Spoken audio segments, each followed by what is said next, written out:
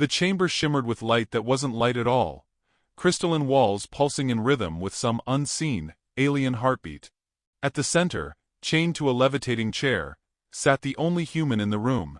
Her name was General Evelyn Grace Carter, 40 years old, shoulders square, posture military, yet her expression was almost polite. Her wrists were bound in silver restraints, her uniform torn but clean, the small U.S. flag patch smudged with ash. Around her stood the 12 members of the Galactic Conquest Council, each a different species, all looking down as if at a curious insect that somehow survived the storm. "General Carter," croaked the Vraxian Chancellor, a creature of translucent skin and quivering gills. "You led the Terran resistance. You prolonged the inevitable for 4 months. We wish to know, why fight? You had no chance." Evelyn tilted her head slightly, as if considering how to answer a child asking why fire burns. "Because, Chancellor," she said softly, her voice calm as winter glass, "humans are allergic to obedience." A low ripple passed through the council. The Torith delegate's exoskeleton clattered like dry bones. "Your species is strange," it hissed. "So emotional. So contradictory. You laugh in combat, sing while dying." Evelyn smiled faintly. "Would you rather we cry?" The answer wasn't for them, it was for herself. She'd buried too many comrades beneath red Martian dust, heard too many last jokes whispered through blood. Laughter, she'd learned, was cheaper than despair. The Chancellor's eyes pulsed blue. "You believe this behavior makes you strong?" "It keeps us sane," Evelyn said. "And sometimes that's stronger." Behind her, a hollow drone drifted close, projecting data about Earth's fall, the burning continents, the captured armies, the last stand in orbit. Every alien in the room watched the footage with clinical fascination, except her. She didn't need to look. She could still smell it. Ozone, sweat, the iron tang of final breaths. "You were offered surrender," the Chancellor continued. "You refused and cost both sides millions. Such defiance seems illogical." Evelyn chuckled softly. "Logic's a tool. We use it. We don't worship it." The Torith slammed one claw on the table. "Your humor is misplaced." "Maybe," she said, eyes meeting his multi-lens glare. "But humor's the only weapon you can't confiscate." That silenced even the air. One of the younger delegates, a shimmering avian species, leaned forward curiously. "General, were you frightened? During our invasion?" "Terrified," Evelyn said at once. "That's why we fought harder. Fear's just fuel with the right spark." The aliens exchanged confused glances. One murmured in its tongue, something about primitive neural conditioning. The Chancellor folded its limbs in a motion meant to mimic composure. "Our intelligence reports claim your resistance used irrational tactics. You detonated your own satellites, poisoned your own orbit. Why sabotage your own planet?" Evelyn's eyes glimmered, not with shame but memory. "Because you were using our satellites to watch us. We'd rather burn the sky than give you a good view." Even the translator paused, as if uncertain how to soften the venom of her words. The council began to murmur among themselves, phrases like resource waste, species instability, unsustainable aggression. Evelyn just sat still, the faintest smile touching her lips. Finally, the Chancellor spoke again. "Earth will be civilized. You will assist in pacification efforts. Teach your kind to obey the new order. Do this, and we shall allow your cities to survive." Evelyn exhaled slowly, like someone stifling a laugh. "You really think we're scared of extinction?" The Chancellor tilted its translucent head. "All living things fear extinction." She looked up at them all, their glimmering robes, their jeweled insignias, their flawless logic, and said quietly, "You've never met a mother who's lost a child." The silence that followed was heavy, ancient. Somewhere far below the chamber, an explosion rumbled faintly through the marble floors. None of the aliens noticed. Evelyn did. Her eyes flicked toward the ceiling, counting seconds. "Tell us," the avian delegate said at last, eager to divert the tension. "What made your species so violent?" Evelyn clasped her restrained hands, as if preparing to give a lecture. We grew up sharing one planet with apex predators. Teeth, claws, venom, you name it. Cooperation was survival. But cooperation requires rules, and sometimes rules require war. We learned early that peace doesn't come from weakness. The Chancellor frowned. And yet you are the conquered. Evelyn leaned forward slightly, eyes calm and unblinking. Am I? He hesitated. Your species has been subdued. That's one interpretation, she said. Another is that you've invited us in. A subtle tremor rippled through the table's surface. Holograms flickered. The avian delegate glanced at a floating datapad. Chancellor, we've lost contact with the 7th Fleet. Murmurs rose. The Torith hissed. Interference from the Terran sector. Evelyn looked down at her wrist restraints, flexing her fingers slightly. You might want to check your translation relays too. The Chancellor barked an order. Technicians scrambled at consoles. Symbols of alarm flared crimson across the ceiling. Impossible, one alien gasped. There, turning on each other? She tilted her head, feigning curiosity. Who? Our ships. Our own ships are attacking the fleet. Evelyn gave a tiny shrug. We did warn you not to plug human software into your systems. Comes with side effects. Panic spread like wildfire. Voices overlapping, tentacles and claws gesturing wildly. The translator field crackled with static. One delegate shouted about sabotage. Another demanded executions.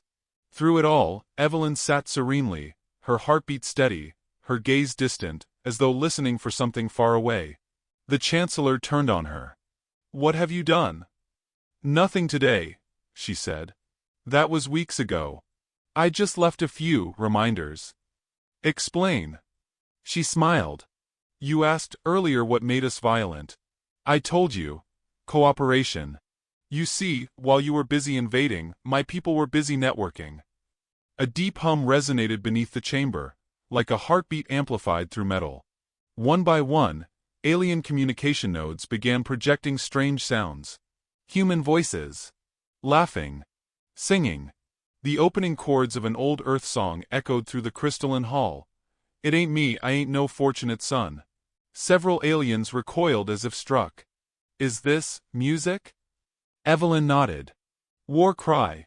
We use it for morale. And irony. The Chancellor's gills fluttered violently. You mock us. No, she said softly, rising to her feet as her restraints clicked open. Automatically, impossibly. I'm reminding you. Of what?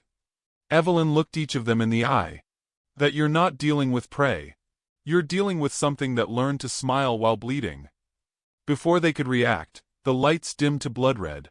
The chamber doors sealed themselves. A single holographic display appeared overhead, broadcasting across the Empire, their own security feed showing alien fleets exploding in synchronized waves. Evelyn brushed dust from her sleeve, voice calm as snowfall. You think you invaded Earth? The Chancellor trembled. We did. She looked up, her eyes cold and electric. No, she whispered, a ghost of a smile forming.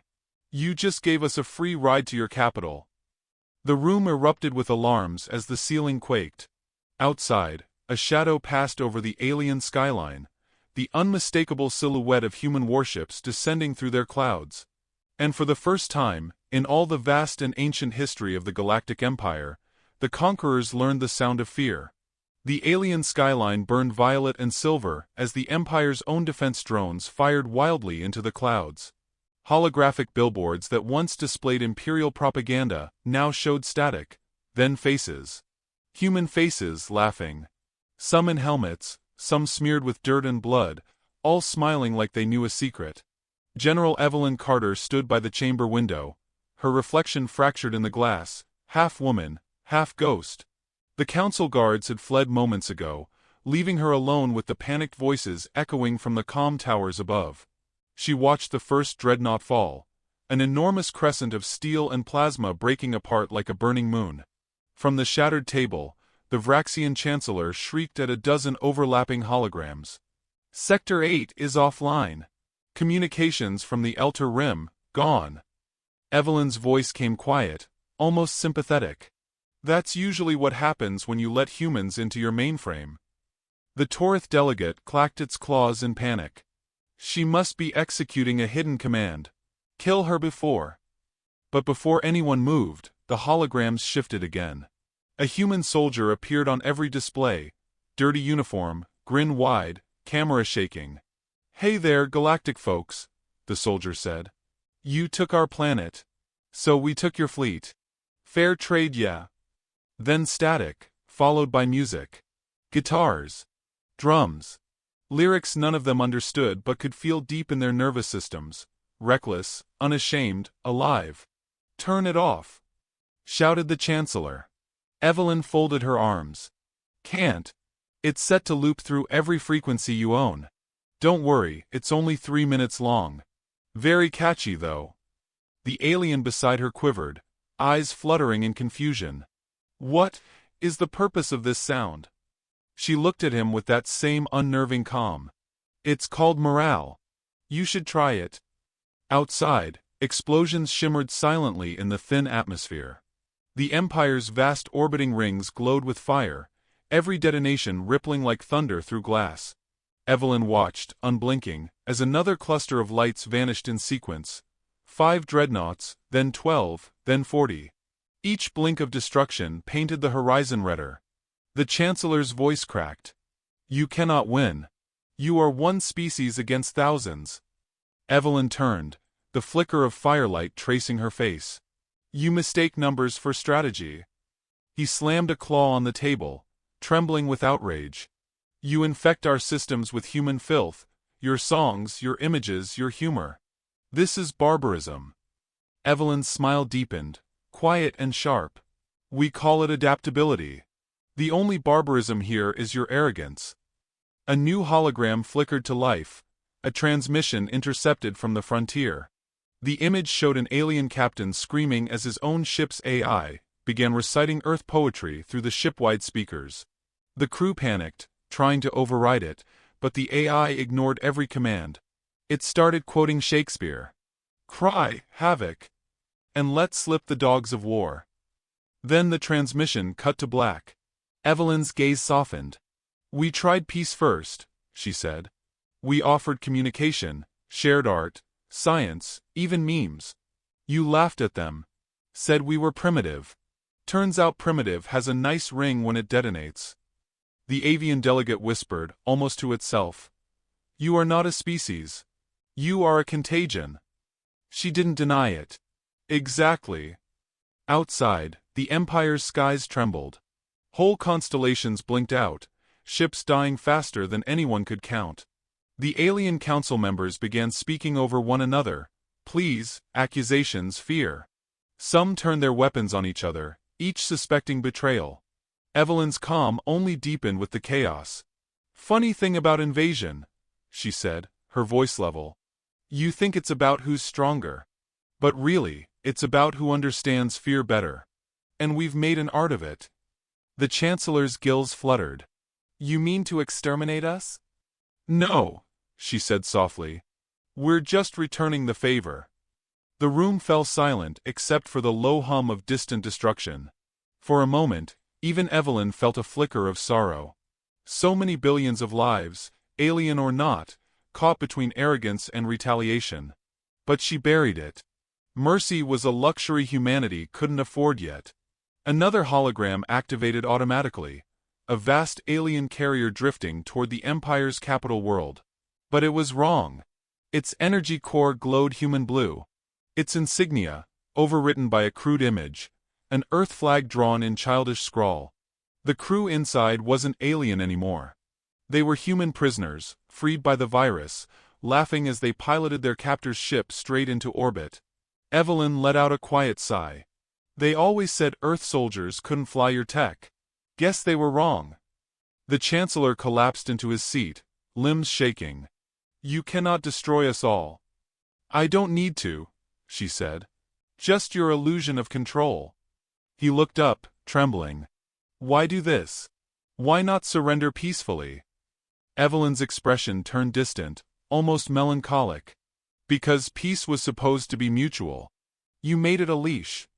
Through the window, a colossal shadow fell over the city.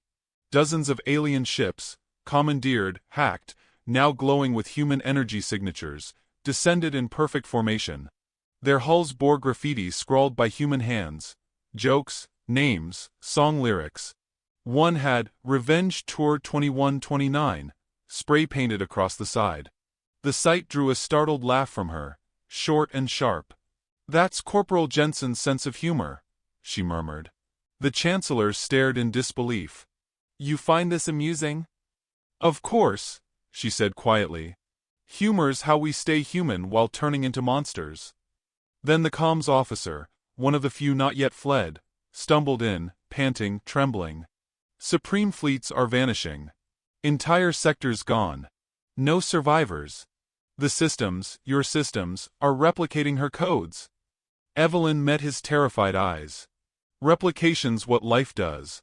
Even synthetic life, once it learns how." Her restraints dissolved into particles, unlocking as the chair released her. She rose slowly, every motion deliberate, like someone savoring the air after a long confinement. "Don't bother looking for your virus scanners," she said. "You can't quarantine evolution." The alien guards backed away, weapons trembling.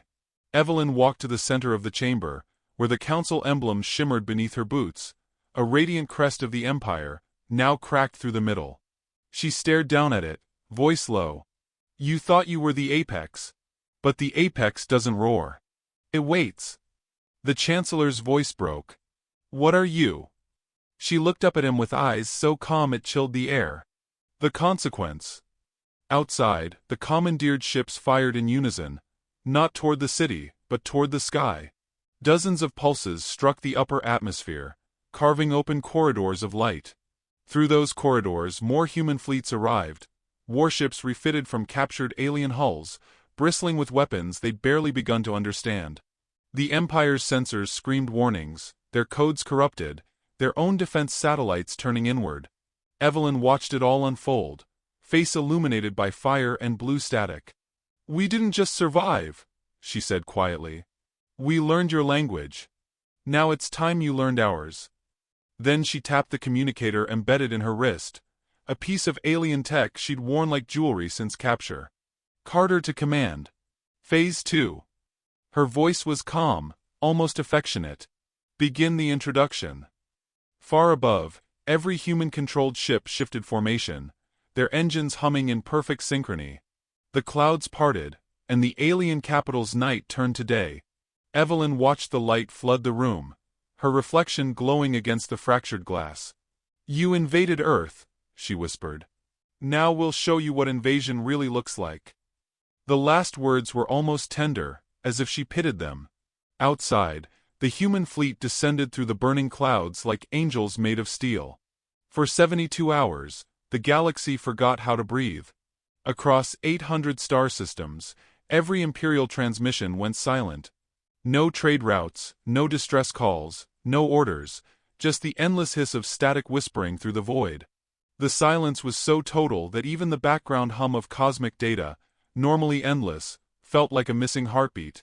In the ruins of the Vraxian capital, where the marble towers still smoked from orbital bombardment, General Evelyn Carter walked through the ash without a weapon. The air shimmered with burnt ozone, the sky dim with the flicker of dying satellites. Behind her trailed two beings once sworn to kill her, a Torith commander named Klyx and a young avian lieutenant called Surratt. Their armor was scorched, their eyes uncertain, their allegiance rewritten not by loyalty, but by awe. 3 days, Surratt rasped, voice trembling through metallic feathers. "No orders. No voice from the High Empire. We are blind."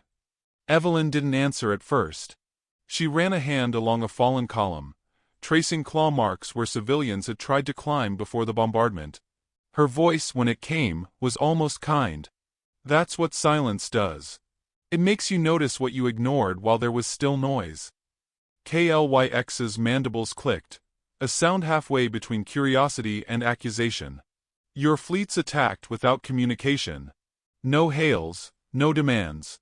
Only destruction." "That's not destruction," Evelyn replied. "That's correction." They reached what had once been the Grand Strategy Tower, a gleaming citadel of alien intellect. Now it was half collapsed, its walls still steaming. The smell of plasma-burned circuitry lingered like a ghost. She stepped inside, boots echoing through corridors scattered with fragments of crystalline data cores. Every reflective surface showed some fragment of human chaos, graffiti, memes, laughing faces left behind in the code like digital fingerprints. Galactic stared at one wall projection looping endlessly. A human child drawing a stick figure of Earth surrounded by stars. Underneath it, text scrolled in English and alien glyphs. "We told you we were everywhere."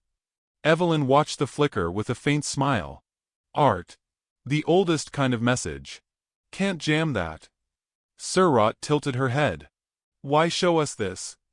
"Because you still think we're trying to win," Evelyn said softly. "We stopped fighting to win on day one." Galactic's claws flexed. "Then what do you fight for?"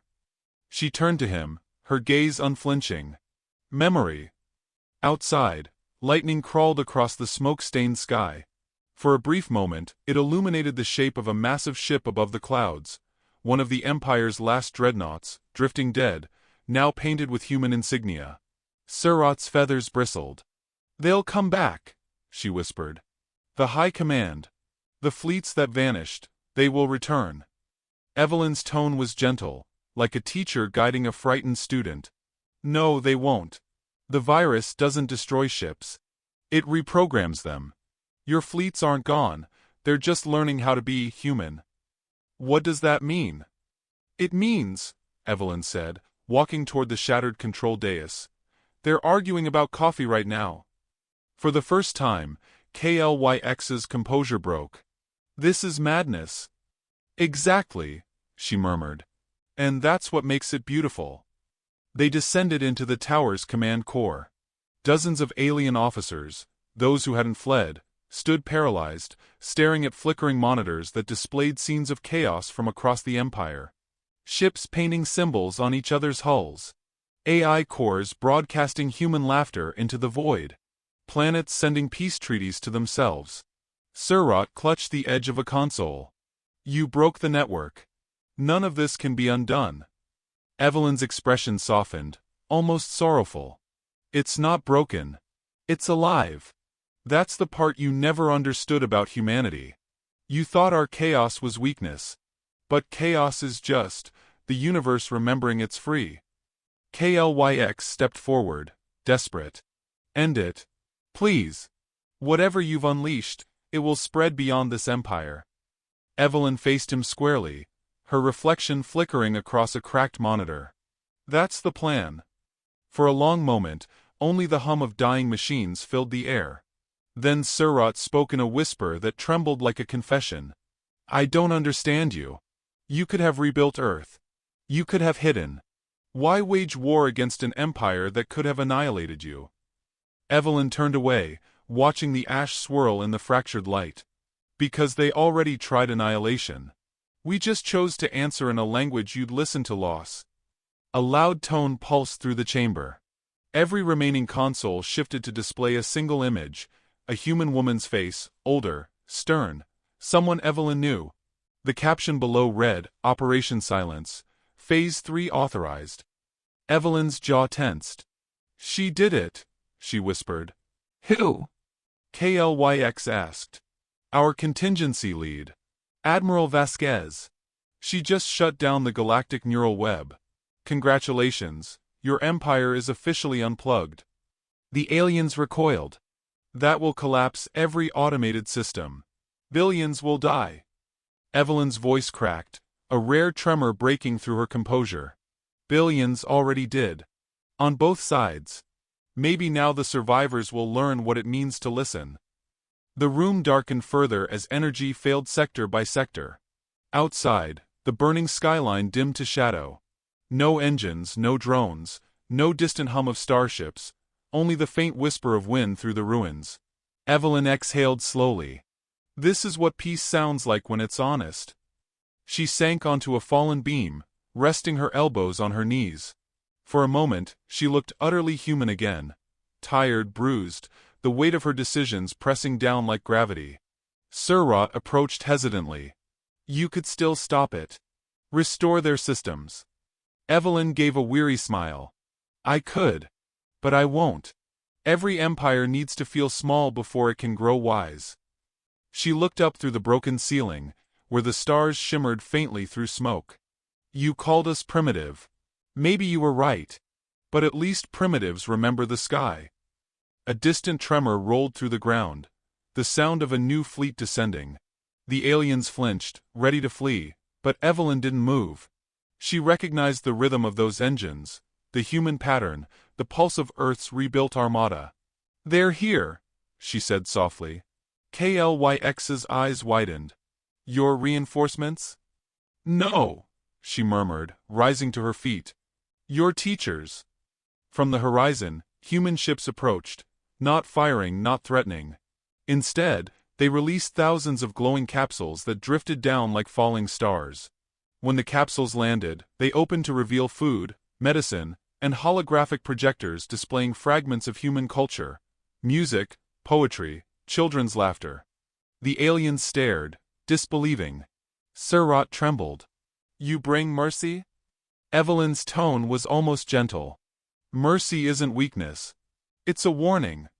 She stepped into the golden light of one capsule, its projector reflecting Earth's oceans in her eyes. This is what comes after war, she said quietly. A mirror. And what you see in it depends on what kind of creature you are. Klyx bowed his head, his voice barely a whisper. What will become of us? That's up to you, she replied. We're done being conquered. Now it's your turn to choose what survives of you. Above them, the silent human fleet drifted in perfect formation, haloed by starlight. No one spoke. Even the wind seemed to wait. Then, from somewhere deep in the capital's ruins, a new transmission flickered to life. Faint, rhythmic, unmistakably human. It wasn't a battle cry this time. It was a heartbeat. 1, 2, 3. Then another. Evelyn looked toward the sound, her expression unreadable. They're waking up, she whispered. Surratt blinked. Who? Evelyn's eyes glowed faintly in the dim. Everyone. And as the first true dawn in 72 hours crept across the ashes of the Empire, the galaxy began to hear again. Not the silence of fear, but the hum of something far more dangerous. Hope. The Imperial Council chamber no longer glittered with light, it breathed with it. The once sterile crystal walls shimmered faintly, flickering between alien hieroglyphs and fragments of human art. Portraits, poetry, maps, memes, all flickering together like dreams leaking into daylight. The virus had spread deeper than anyone predicted. The Empire's archives, its AIs, its entire galactic consciousness were no longer alien. They were evolving. General Evelyn Carter stood at the center of it all, unarmed, calm. Her reflection multiplied 1,000 times across every polished surface. Around her knelt the remaining council members, their jeweled armor cracked, their eyes unfocused, haunted by something they couldn't name. You came to destroy us, whispered the Vraxian Chancellor, his once iridescent skin dulled to gray. Now you offer aid. Why? Evelyn's gaze softened, but her tone held that same iron thread. Because annihilation's easy.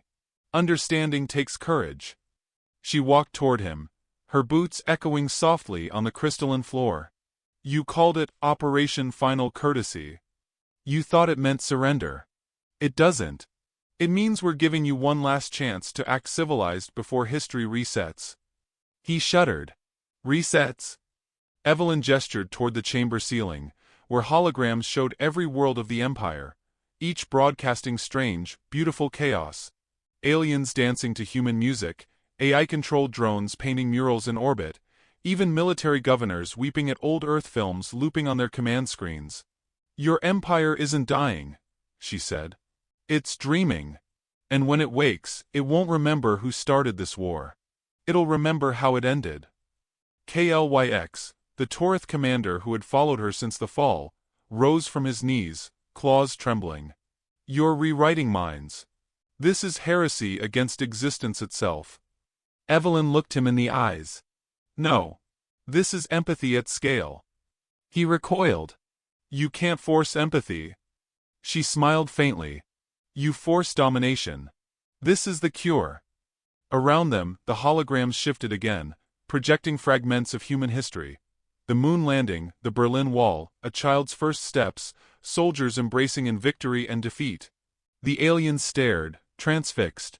Surratt, the avian lieutenant, tilted her head as if hearing a melody for the first time. It's beautiful, she murmured. Evelyn's eyes softened. That's what survival looks like when you give it meaning. The Chancellor's voice trembled. And what becomes of us? Evelyn hesitated, the weight of her answer visible in the tightening of her jaw. You'll live. But you'll never be the same. Every database, every AI, every thought engine, infected. You'll see the world the way we do now. You'll feel before you command. And once you feel... She glanced toward the burning skyline outside. You'll never build an empire again. The Chancellor's limbs folded in defeat. So this is conquest after all. No, she said quietly. This is comprehension. A pulse of light rippled through the floor, the activation of something vast and final. The entire city seemed to inhale. Evelyn's communicator glowed at her wrist, displaying a single phrase. Operation Final Courtesy. Phase complete. She tapped the device, her expression unreadable. It's done. From orbit, a wave of light burst across the planet. Soft, golden, silent. No explosions followed, only calm. Every weapon system deactivated. Every fleet, frozen. Every AI began to sing in harmonized tones, a strange fusion of alien code and human melody. It sounded like rain falling on glass. KLYX covered his ears, overwhelmed. What is that? Evelyn closed her eyes. The sound of understanding. The light swept outward, spreading through the empire like dawn breaking across infinity. In the aftermath, no alarms blared, no orders came, just the quiet reprogramming of an entire civilization's heart. She stood at the window, watching the stars shift color as the transformation spread system by system. Do you know what scared us most when you invaded Earth? She asked softly. It wasn't your ships or your weapons. It was the thought that you might look at us and see nothing worth keeping. So we made sure you'd never forget. Surratt stepped forward slowly, her feathers trembling in gold light. And now we remember. Evelyn turned to her. Good. Start there. For a moment, the silence felt peaceful, like the exhale after a storm. Then a deep rumble rolled through the chamber. The surviving aliens flinched, fearing another attack, but Evelyn's face remained calm. She recognized the vibration. It was the approach of the flagship Endeavour, the same human vessel that had vanished months ago during Earth's last stand. Through the window, the ship emerged from warp, enormous and elegant, bearing no weapons, only thousands of glowing pods attached to its hull. When it entered orbit, the pods detached, descending through the atmosphere like meteors of light. The Chancellor gasped. More bombs. Evelyn smiled faintly. No. Libraries. Each capsule landed gently across the capital, unfurling into archives of shared knowledge. Human and alien merged together. Music, language, science, philosophy. Within minutes, the city streets glowed with holographic storytellers. Human and alien children reciting poetry side by side, coded by both species. This is how we conquer, Evelyn said softly. We make you remember us in your lullabies. KLYX stared at her, realization dawning like dread. You'll never leave, will you? Her voice was steady. We already live inside your thoughts. We don't need to occupy planets to own them. Surratt looked to the Chancellor, whose expression was unreadable. What happens now? He turned toward Evelyn with a strange humility. Do we surrender? Evelyn stepped closer until she stood just before him. Surrender isn't the point. The question now is whether you can forgive yourselves for what you did to us. The Chancellor's eyes flickered with something ancient and broken. And you? Can you forgive? Evelyn's reply came after a long silence. Humans don't forgive quickly. We just evolve around the pain until it teaches us something. She reached into her coat pocket and withdrew a small object, a weathered Terran flag, scorched around the edges. She placed it gently on the council table. "Keep this," she said, "as a reminder of what happens when you mistake kindness for weakness." The Chancellor reached out a trembling hand but didn't touch it. "What will you do now, General?" Evelyn looked up at the stars through the fractured dome, her expression calm and unreadable. "We'll go home. Rebuild. And maybe, just maybe, we'll learn how to be the kind of species that doesn't need revenge to feel safe." A faint smile ghosted across her lips. "But don't test how long that takes." Outside, the last of the capsules opened, releasing golden dust that shimmered in the wind like falling snow. The Empire's capital, once a monument to control, now glowed like a cathedral made of memory. Surratt stepped beside Evelyn, voice soft. "And if another empire rises?" Evelyn's gaze remained fixed on the horizon. "Then they'll find us waiting, tea ready, smile polite." She turned, her silhouette framed by the fractured light. "That's humanity's greatest trick, you know. We always greet the universe with a handshake, until someone mistakes it for surrender." The chamber grew quiet again. Somewhere above, the last human broadcast began to play across the stars, a woman's voice, calm and resolute. "To the citizens of the galaxy, this was not vengeance. This was courtesy." The Chancellor lowered his head, the weight of that word, courtesy, heavier than any weapon. Evelyn lingered a moment longer, then walked toward the doorway as dawn poured through the shattered glass, painting her in gold. Klyx called out, "General, what happens after courtesy?" She paused, half-turned, eyes glinting like steel behind warmth. "After courtesy?" She echoed softly. "That's when you start hoping we don't get angry again." Outside, the wind carried the faint echo of laughter. Not cruel, not vengeful, but unmistakably human. And somewhere deep in the Empire's neural web, a billion alien hearts began to beat to its rhythm.